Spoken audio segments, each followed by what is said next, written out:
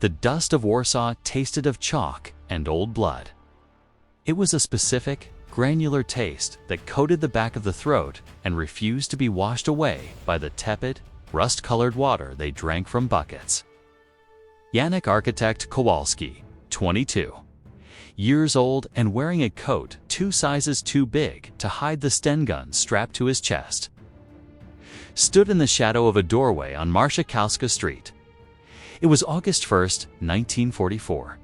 The time was 16:45. 15 minutes to Godzina WWR.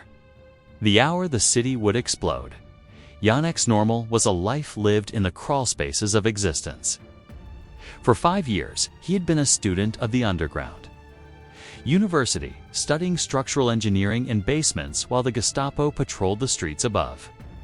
His normal was the terrifying geometry of the occupation, the precise 90-degree turn of a jackboot on pavement, the mathematical probability of surviving a tram ride without a roundup, the caloric deficit of a ration card that offered bread made, mostly of sawdust.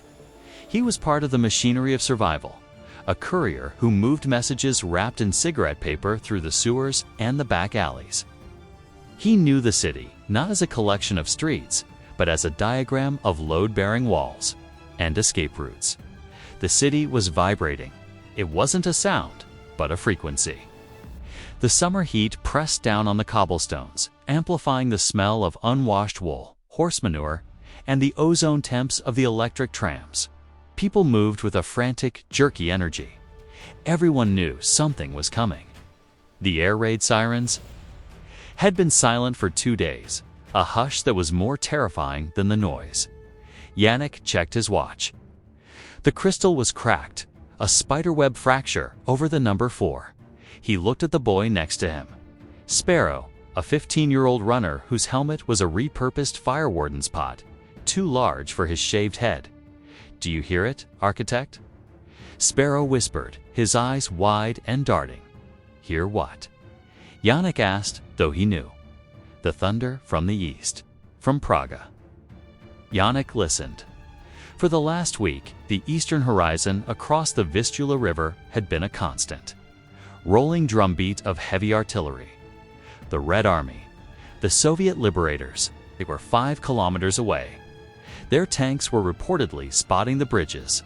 The Germans were retreating. Janek had seen the ragged columns of Wehrmacht trucks fleeing west for 3 days, bedraggled, dirty, beaten. The normal of German invincibility had shattered. But right now, at 1648, there was a different sound. Or rather, the absence of one. The artillery had stopped. "It's just a pause," Janek said, the lie tasting like the chalk dust. "They're reloading, adjusting coordinates for the final push. When we start shooting at 17 o'clock, they'll cross. That's the plan." We open the door, they walk in. That was the fragile version of normal they clung to. The belief in the grand alliance. The belief that the enemy of their enemy was their friend. The Home Army Armia Krajowa had 40,000 soldiers in Warsaw, but only enough weapons for 2,000. They were betting everything on the Russians crossing the river. The moment the first German fell, Janek shifted the weight of the Sten gun. It was a British drop piece, greasy and crude, but beautiful. He had 3 magazines, 90 bullets to liberate a capital city. At 16:55, the disturbance arrived. It wasn't the shooting that started early. A sporadic pop-pop-pop of a nervous German patrol running into a Polish ambush a few blocks away. It was a visual disturbance, precise and factual, delivered by a man who shouldn't have been there. A motorcycle courier, wearing the armband of the AK command, but riding a captured German BMW, skidded to a halt in the courtyard behind them. Was breathless, his face streaked with oil. He wasn't looking for the platoon leader. He was looking for Janek, the architect, the man who knew the radio codes for the district. "Architect." The courier hissed, dragging the bike into the shadows. "I have a relay from the intercept post in Macao." They picked up a transmission. High frequency, shortwave. It's not German. Yannick knelt by the bike. Soviet. Yes. Tank Corps liaison channel. We cracked it because they stopped using the combat cipher an hour ago. They went to open clear text.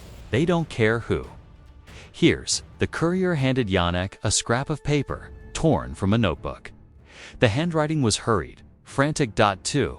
All armored vanguard units, 1st Belarusian Front, from Stavka, Moscow time. 1630 order. Halt advance. Assume defensive posture. East Bank objective reached. Disengage engines. Nitrogen monoxide river crossing authorized. Repeat. Nitrogen monoxide. Crossing. Let the pot boil.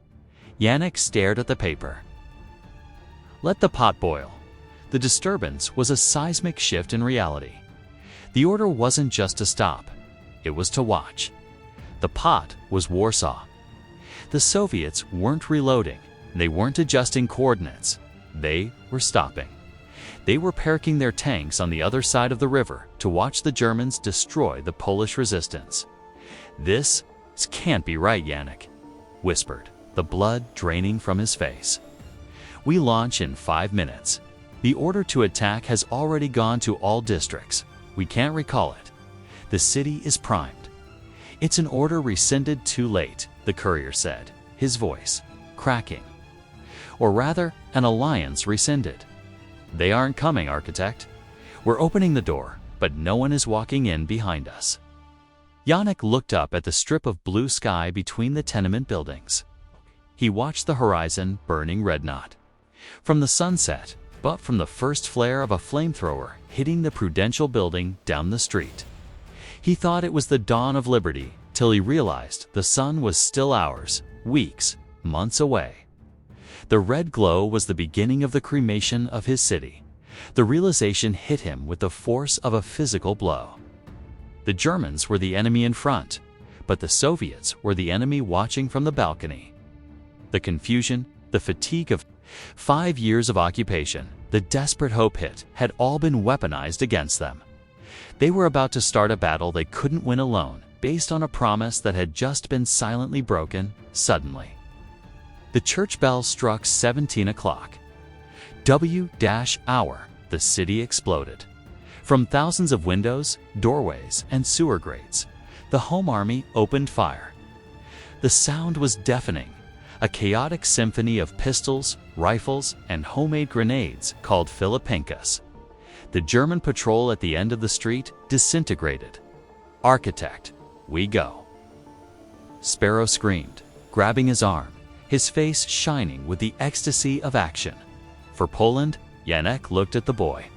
He looked at the scrap of paper in his hand. Let the pot boil.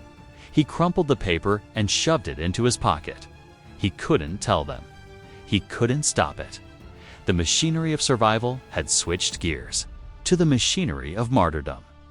If he told Sparrow now that they were alone, the boy would freeze. He would die of despair before he died of a bullet. For Poland, Yannick said, his voice hollow. He unslung the Sten gun. He stepped out of the shadow of the doorway into the blinding summer light. He raised the weapon and fired at the gray uniforms running down the street. He fought not with the hope of victory, but with the desperate, terrifying clarity of a man who knows he is already a ghost. The convoy of tanks was never coming. The order to cross the river would never be given. The Polish cavalry was charging, but the world had already decided to let them die. The slow burn tension of the occupation had snapped, replaced by the immersive, placing heat of a burning city that had been betrayed before the first shot was fired.